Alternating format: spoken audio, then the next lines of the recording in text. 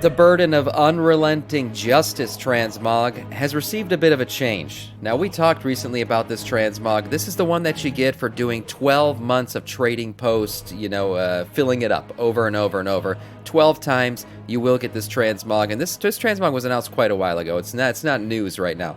But Blizzard just enacted a change on it yesterday, and that was after a bunch of feedback. So if you didn't know about this set evidently would automatically change to this day or night version depending on what time it was in the game, which is actually a pretty cool feature.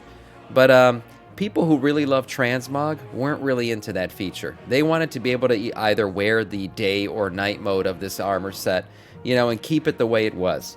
So Blizzard has actually retroactively changed this. So now when you get this set, you will get 3 versions of the set. You'll get the day version, the night version, and then the version that shifts, and you can choose which one you want to wear. So that's pretty cool. Again, Blizzard listening to feedback, and just a reminder, the first people will be able to get this will be very soon because 12 months are about to pass. But if you haven't had 12 months in a row, if you missed a month, it's okay. This will be available to you once you do finally get that 12th month of filling up your trading posts. So get in there and get her done. So, Dragonflight patch 10.2.5. Let's speculate on this release date because recently the candidate release build hit the PTR. Yeah, so what does that mean? This is the get ready patch before the patch launch. This is the one, right? This means it's about to go live soon. So if we look back at when they typically drop this release candidate build and when the patch finally releases in the past, we can figure out when exactly patch 10.2.5 is going to release. So this dropped on December 12th. This hit the PTR servers. So if we look at prior candidates, patch 10.0.5 was on December 18th. The build was dropped on December 18th, and the patch went live on January 24th. Patch 10.1.5, it was dropped on June 29th, and the patch finally went live on July 11th. So in general, it's 2 weeks before the actual patch goes live. Now, if you do the math here, that would mean like the patch is going to drop on the week of Christmas, and that's probably not going to happen.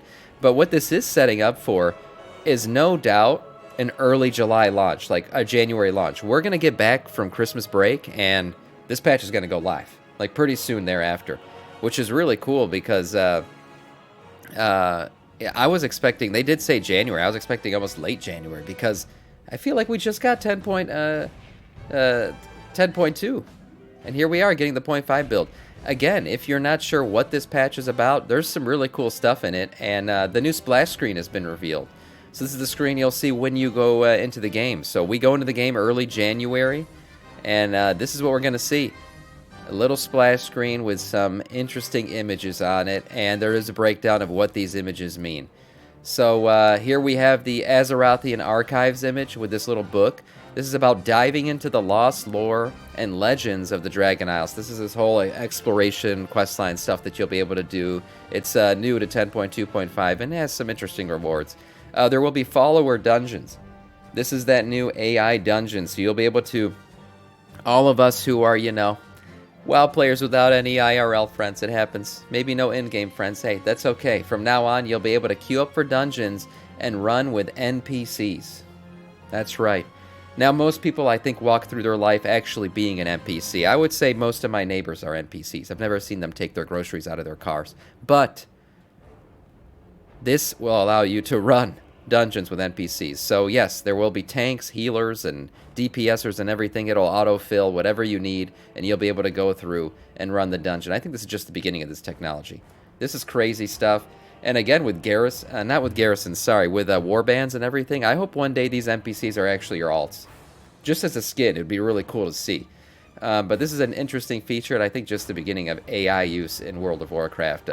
It'll be cool to see how these dungeons go. And then finally, of course, this last picture right here, the retaking of Gilneas is going to occur, and this is going to be really cool. I can't wait to see this. Yes, we're going to get the return of Gilneas coming to the game, and we'll be able to play through that questline. Nobody knows yet what it is. This is not leaked. Blizzard has kept this thing a secret. Nobody knows what the storyline is going to be, what we're going to be fighting against. There's been all kinds of rumors. We're going to fight an army of undead worgen. There's a whole vampire survivor game, encrypted build going on. Some people think Sour Denathrius might be coming back. I've dropped that before. There's a ton of rumors going around. Scarlet Crusade, that's another thing that actually we do happen to know the Scarlet Crusade is involved. That is the one thing that kind of has been leaked. But the exact storyline, we're not sure yet.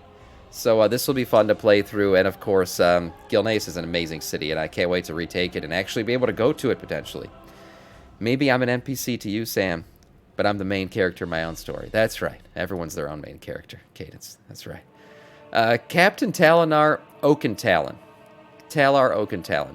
So this guy was found in the Balameth Harbor, and he actually has to do with Gilneas. So if you've never read it before, Gen Greymade, Lord of His Pack, is a short story that talks about the evacuation of Gilneas, right? All the Gilneans leaving after the complete, destruction and the takeover of the Ravage Worgen.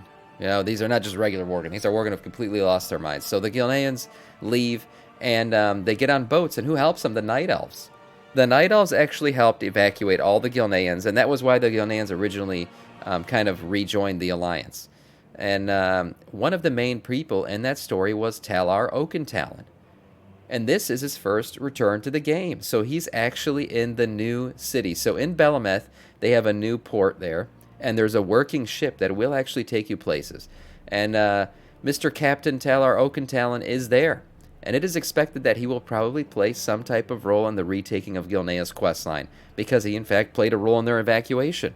So this is pretty cool, and the little lore tidbit. Again, recently we talked about some of the little wisps floating around in Balameth and how they are actually named after NPCs that used to exist in Darnassus and the starting zones for the Night Elves and stuff. So there's a lot of cool lore. Say what you want about the city. I'm not very happy that it's cross-faction. I'm not very happy with how it looks aesthetically, but that could change over time. They might build out this city more and more. But there is a lot of cool lore tidbits in this city to be found, and I think more and more will be discovered as they flesh it out and as we actually explore Balameth for what it's going to be. So that'll be cool. I'm Horde, but I'm very excited about Gilneas as well. It's a very interesting city. It has a Victorian vibe. Yes, it is a very cool city, and I agree. It does have that cool Victorian vibe to it, most definitely. I'm interested to see it as well. Moving on to this feature. So we recently talked about metas and how they've become somewhat of a problem. But here's the thing. They're not going away. So if you want to know what the meta is, what the current meta is, this is a great way to do it. So Archon is brought to you by, our friends Warcraft Logs, who built all the, all the logging stuff that's currently in WoW, all those add-ons you download. They recently released their Archon website, which actually breaks down tier lists and DPS and everything based on their logging data from real players in the game, right? Like everybody who has, Warcraft Logs in their game is currently contributing to this. So these log data go through, and they have everything. I mean, here's the website. I'm going to show it to you guys, but this is a really cool thing, the way it breaks everything down. I was actually looking at it, and oftentimes for me to find tier lists, I don't know about you guys, but I've really had to kind of do some digging a lot of times. I go to different places. Whoever shows it, shows it. Sometimes I see it on YouTube. Sometimes I see it through Google.